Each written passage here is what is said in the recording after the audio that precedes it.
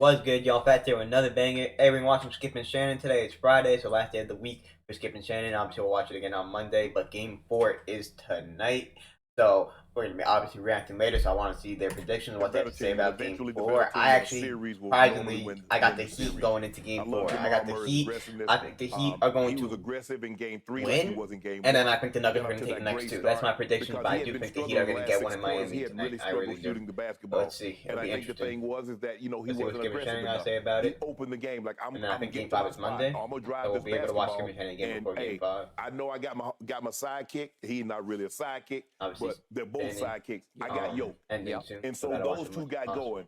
And then they got Christian Brown to tag along. And that's all they need, Skip. They just need another guy that's going to give them about 15, 16 points. Because they're going to do their thing. They got no answer. They don't really have anybody that can stay in front of Jamal Murray. They don't have anybody. Bam is just too small to deal with Yoke one-on-one. So you got to send help. Now you send help. Yoke's going to fight it because, like you said, he's 7 foot tall. So he can see over everybody. Bam 6'9". So it's not like, Bam, he can't see over Bam. And by the way, Kevin Love in the starting lineup against Joker, it was a mismatch. Yeah, I thought maybe he could bang with him, but he can't. No. He just can't. He don't have the legs anymore. No. He doesn't have the legs anymore. It doesn't work. And so that's what you need. You get if Yoke and Murray do what they do, all they need is about 30 points from two other guys. Yeah. Because those two's gonna give you somewhere high 50s to somewhere in the middle of the 60s between the two of them.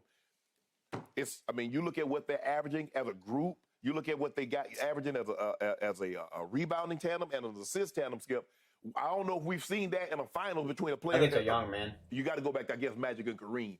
That was the 80s finals. Kareem with average 33 and 14, and you know what Magic did. All right. But I'm taking them because I love what I'm seeing, and I think Mike Malone is like, look, we did what we needed to do, but that's not what we set out to do.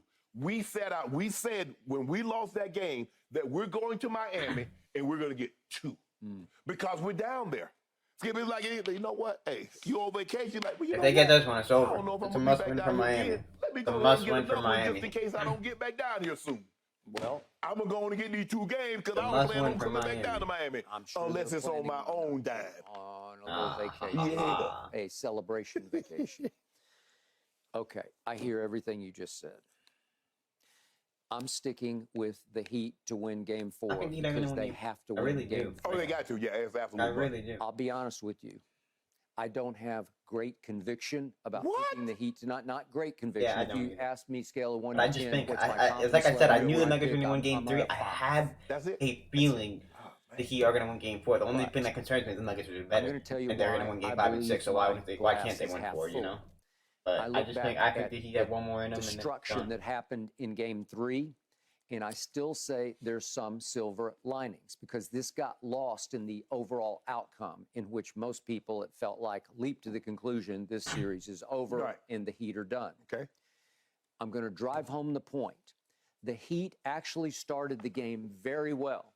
The Heat early on were making shots.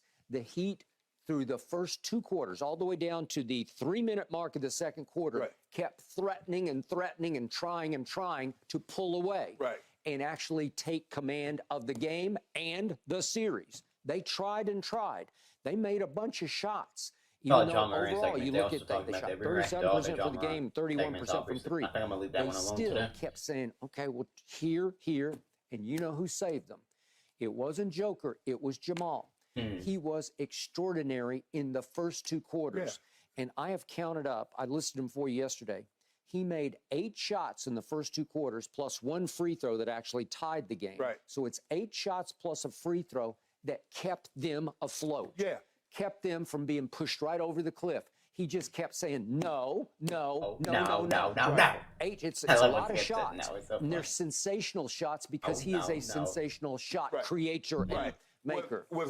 Skip, they didn't dilly-dally around. Of the 16 shots the Nuggets took, Yoke and Murray took 13 of the first 16. So that lets me know that was their mindset. Their mindset was we going. Hey, Michael Porter Jr., we're not trying to get you going. Hey, Aaron Gordon, we're not trying to get you going. We're going to get ourselves going, and then you guys tag along. And that's it. But Gordon had a solid game. He had 11 points. 11 points. He had 10 rebounds, 5 assists. He had a solid all-around game. But it was Christian Brown. Because the thing is, Skip, that Michael Porter Jr., He's 6'10", but he's not physical. He's a finesse player. He would much rather hover around the three-point line. I agree. But if you look at Christian Brown, when he came in, he's diving to the basket. And guess every time they find him, dunk, layup, and one. Fearless. So Michael Porter Jr., when you're sitting on the bench, look at what the guys that's in there, look at how they're playing when they come with the double team, go to the basket. Stop just hanging around. You can do other things other than shoot threes. Okay. You're 6'10". All right. I got you. I hear you. Chris Haynes had a great report that I read early this morning, Bleacher Report, that they had a closed-door meeting with just the players right after the Game 2 loss in Denver. Right. And a lot of the veterans, Jeff Green, KCP, spoke up and out and said, this is unacceptable. We have to be more focused with more energy to start the game. Correct. And Joker finally spoke up because he doesn't speak up very often. And nobody wanted to say, he wouldn't say what he said, but he probably laid it on the line. Not again. Right. So he and Jamal came out. You could just see they had a look in their eye right from jump. I've never seen him as this aggressive this early. Agreed. He was Skip. He was turning and he wasn't looking to pass because a lot of times he'll hold the ball, Skip. He's looking around. Okay, the double team coming. He was turning, facing up. Okay. I'm finna go to work. Okay, but despite all that, with 3 minutes left, Miami was up 1 point. I'm sorry, 3 minutes the second quarter, up 1 point. Yes. And then Jamal hits a three, and they're off to the races. They never look back. And the third quarter was just absolute destruction. That's their quarter, Skate. That's their quarter. That's what they do. They own it. They romp and stomp on your head and your psyche. All right, that's gonna do it, man. Let me know your thoughts. Make sure to we'll react to Game 4 later. Let me know who you got in the comments. I got you taking the Game 4, man. But I got the Nuggets in 6.